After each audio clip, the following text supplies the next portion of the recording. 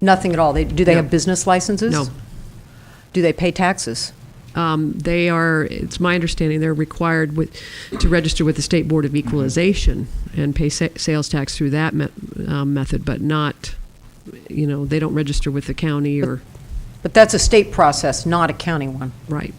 So there's Now they're, we do have, quote, our nuisance abatement ordinance that conceivably, if you've got something going on, that is deemed a public nuisance, we might be able, it could be a code enforcement in that regard, but no, we don't have any regulation with respect to dispensaries. So only in a very, very distant sense would there be anything that would regulate it at this particular point in time? Right. At this point, the chair recognizes Paula Dieter to maybe add to this discussion. I do have a business license, and I do pay taxes, both state and federal. When I applied for the business license, it was sent back to me because I put the M word on it, medical marijuana dispensary, and was told to come up with something with less conflict. So I have a business license that is knowingly a medical marijuana dispensary, but it says alternative health supplies. And that's through the county? Yes. And when did you get that? 3 years ago, and I've updated it every year. Alternative, once again? Healthcare supplies. Okay. Thank you, Ms. Dieter. So I just wanted to see what the parameters were that were currently in place, so we would know, based on the complexities that are outlined in at least this item number 8C, which gives us quite a bit of detail. I agree with Supervisor Pinches in part, only in part. I'm not sure if we need a dispensary ordinance right now or not, but I don't think we're ready today to go forward. I think that in reading the details here, a number of questions arise. I think that we had a lot of good public input on concerns from the medical marijuana community, and I also got a mixed message there too, from a statement of we really don't need dispensaries to this is a good first start, and folks embraced a number of these components. So given the quality of the input we got and just questions that arise, and Supervisor Pinches, I think, touched on some of them, I don't think we're ready to move forward today. What our next step would be, I think that the board is going to have to take a look at that. I guess the part I don't necessarily agree with Supervisor Pinches on is that we don't always move forward with an ordinance just when we have a perceived or an evidenced problem. I think we can also move forward on things that are proactive. So I wouldn't hesitate to do that, but I don't think that what we have before us today is in any final form, and I think we need to consider the public input we've gotten today and go forward with some type of an action. It wouldn't be to pass either of these today. Thank you. Thank you. Supervisor Pinches. I guess this would be a question you need. Outside a veteran exemption, why isn't all businesses in Mendocino County required to have a business license? That's a good question. I think historically the opinion of the county council office was that because this was prohibited by federal law, this was before my time, we opined to the tax collector that because this is prohibited by federal law, that we didn't want her to be in a position of issuing business licenses for this type of activity. That can be looked at, and we can revisit it. We just haven't touched it because we were waiting to see what you wanted to do with the dispensary ordinance. So the next time I wanted to open up any sort of a business county, I go to the tax collector's office and say, you know what I'm going to do may or may not be against the law, so that makes me exempt from buying a business license? Is that the process here? She got it. I don't think so. I mean, I think that, isn't that our policy, though, in Mendocino County, the tax collector's office, that all businesses have to have a current business license? Yes, that's correct. I think the issue here, like I said, from a historical perspective, was the type of activity. And as Ms. Dieter alluded to, she changed the title of her business in order to get the business license to satisfy the tax collector. And isn't a fact that the Franchise Tax Board of Equalization in the state of California, that anything that's a retail transaction, non-food items is taxable?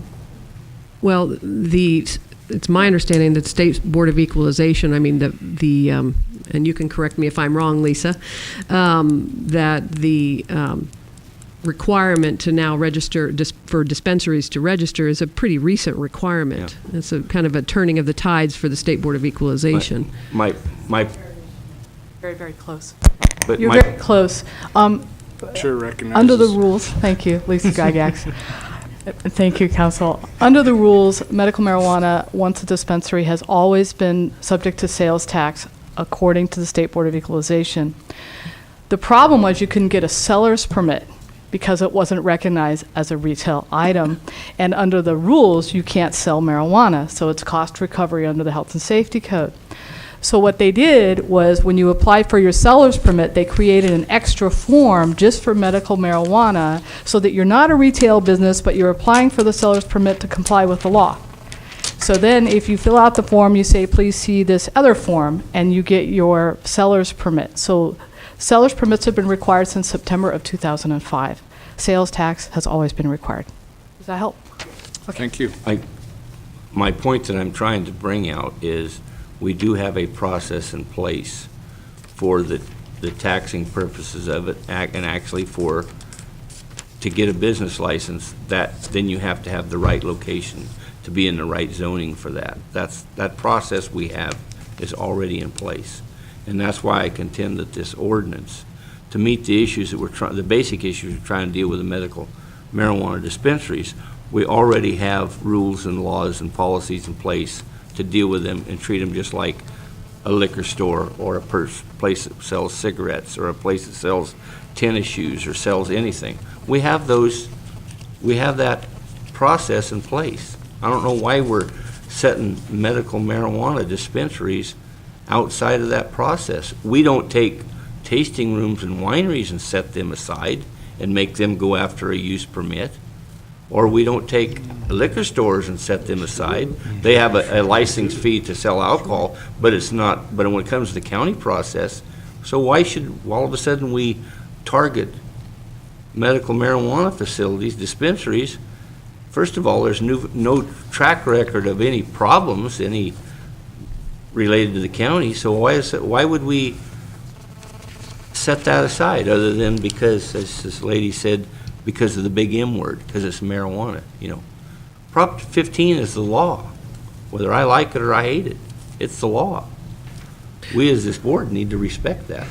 Well, that's certainly a policy choice for the board, obviously. And if I may, as the past chairman of the committee, this is an effort to respect the law. This is an effort to legitimize the business. This is an effort to, if nothing more, to keep the business owner away from embarrassment of having to change the wording of the business that he's trying to establish from straight up a medical marijuana dispensary to an alternative medical health benefit establishment.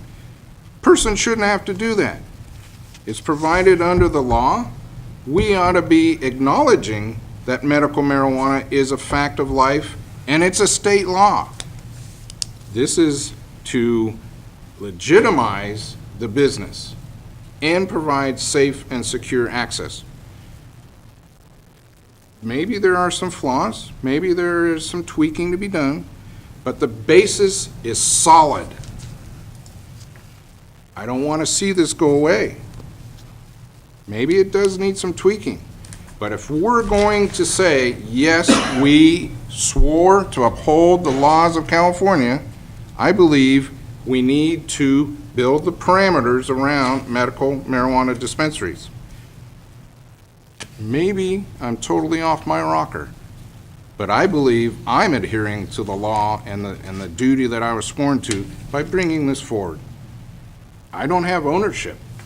If another committee thinks they can take the input, improve on it, so be it.